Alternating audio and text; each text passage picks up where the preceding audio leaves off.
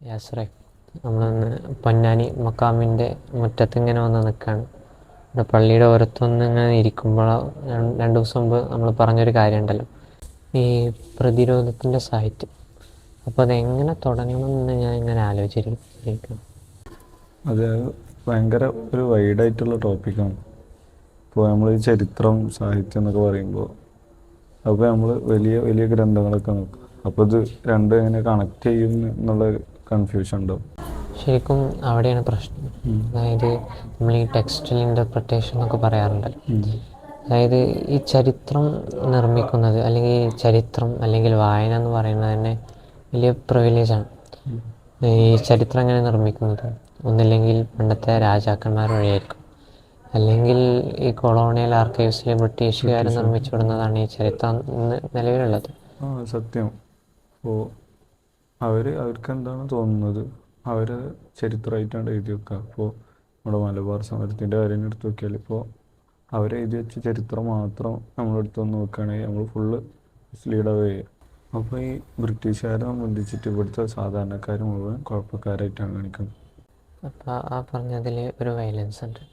അതായത് റിട്ടൺ ഫോർമാറ്റിലുള്ളത് മാത്രമാണ് ചരിത്രം എന്ന് പറയുമ്പോൾ അതിലൊരു പ്രശ്നമുണ്ട്. കാരണം ഇന്ന് നാം ഇവിടെ നിലനിൽക്കുന്ന പൊന്നാനി വലിയ പള്ളി പോലും നിർമ്മിച്ചതിൽ പോലും പല ജീവിതങ്ങളും ചരിത്രങ്ങളും അടങ്ങിയിട്ടുണ്ട്. ഇതെല്ലാം ഒരു ടെക്സ്റ്റുകളാണ്, വെറും അക്ഷരങ്ങൾ മാത്രമല്ല യഥാർത്ഥ ചരിത്രം എന്ന് പറയുന്നത്. ഈ പള്ളിയുടെ നിർമ്മാണത്തിൽ തന്നെ ഭാഗവക്കായിരുന്ന ഹൈന്ദവരായിരുന്ന ആചാര്യന്മാർ, അതുപോലെ തന്നെ തച്ചന്മാർ, ഇവരെല്ലാം ഉൾപ്പെടുത്തിക്കൊണ്ടുള്ള ഈ പരിപാടി ഇത് വളരെയധികം പ്രോഗ്രസീവായൊരു സ്റ്റേറ്റ്മെൻറ്റാണ്. കാരണം ഈ നിർമ്മാണം പോലും ഒരു ചരിത്രത്തിൻ്റെ ഒരു ടെക്സ്റ്റായി മാറുന്ന ഒരു സംഭവമാണ്. ഇതിൽ നിന്ന് മനസ്സിലാവുന്നത് വെറും അക്ഷരങ്ങൾ മാത്രമല്ല ചരിത്രമായിക്കൊണ്ടിരിക്കുന്നു എന്നുള്ളതാണ്. ഈ കെട്ടിടത്തിന് പോലും നമുക്കൊരു പ്രതിരോധത്തിൻ്റെ ടെക്സ്റ്റായിട്ട് നമുക്ക് വായിക്കാൻ പറ്റില്ല. 100%. പള്ളിയുടെ ഈ തച്ചുശാസ്ത്രം തന്നെ ഒരു പ്രതിരോധ സാഹിത്യമാണ്. അപ്പോൾ നമ്മുടെ സമൂഹത്തിൽ ഈ നല്ല വായിക്കുന്നവർക്ക്, അല്ലെങ്കിൽ ഇത്തരത്തിൽ ചരിത്രത്തിൻ്റെ വലിയ ഗ്രന്ഥങ്ങൾ, വലിയ പുസ്തകങ്ങൾ രചിക്കുന്നവർക്ക് മാത്രം ഒരു വില കൊടുക്കുന്ന ഒരു സമ്പ്രദായമുണ്ട്. ശരിക്കും അതൊരു പ്രശ്നമാണ്. ഇപ്പോൾ നമ്മുടെ വടക്കൻ കേരളത്തിൻ്റെ നോക്കുമ്പോൾ അവിടുത്തെ ചരിത്രമായിട്ടാണ് തോറ്റംപാട്ടുകൾ, അതേപോലെ നമ്മുടെ പൊന്നാനിയുടെ ചരിത്രം നോക്കുമ്പോൾ പടപ്പാട്ടുകൾ, മാലപ്പാട്ടുകൾ ഒക്കെ അതിലൂടെയൊക്കെ ഒരു സാംസ്കാരികമായിട്ട് ഈ കൈമാറി വന്ന ചരിത്രങ്ങളുണ്ട്. അപ്പോൾ ഇതിലൊക്കെ ഇവരുടെ പ്രതിരോധത്തിൻ്റെ റിയൽ എക്സ്പീരിയൻസ് തന്നെ ഉണ്ട് എന്ന് മനസ്സിലാക്കും. അത് കറക്റ്റാണ്. കാരണം ഇതിൽ ഒന്നുകൂടി രസകരമായിട്ടൊരു സംഭവമുണ്ട്. അതായത് എന്നെ ഒന്നുകൂടി എഫക്റ്റീവായിട്ട് സ്ട്രൈക്ക് ചെയ്തൊരു സംഭവം, അതായത് മമ്പുറന്നങ്ങൾ തൻ്റെ ശിഷ്യനായ കോയ മുസ്ലിയാരുടെ അടുത്ത് ഒരു കവിത കൊടുത്തയക്കാണ്. അതായത് പൊന്നാനി പള്ളിയുടെ മെഹ്റാബിൽ വെക്കാൻ വേണ്ടിയിട്ട്. അതായത് വിദേശ സൈന്യങ്ങൾ ഇവിടം വിട്ടു പോയതിനു ശേഷം ഈ കരയിൽ നടക്കാനിരിക്കുന്ന സാംസ്കാരികപരമായിട്ടുള്ള അധിനിവേശങ്ങൾ, അതുപോലെ തന്നെ ഭൗതികപരമായിട്ടുള്ള ജീർണതകളെക്കുറിച്ചെല്ലാം ഉൾപ്പെടുത്തിയിട്ടുള്ള വരികളാണത്.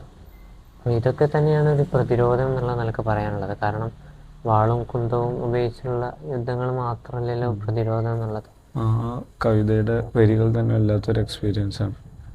അതിങ്ങനെ വെറുതെ ഇങ്ങനെ വായിച്ചു പോയിട്ട് കാര്യമില്ല. അപ്പം അതിൻ്റെ ആ എഴുതപ്പെട്ട ആ കാലഘട്ടത്തിൻ്റെ കോണ്ടക്സ്റ്റിനോട് ഇങ്ങനെ ചേർത്ത് വെച്ച് നോക്കുമ്പോൾ, അങ്ങനെ വ്യാഖ്യാനിക്കുമ്പോൾ അതിൻ്റെ ഒരു പവർ നമുക്ക് മനസ്സിലാവുള്ളൂ.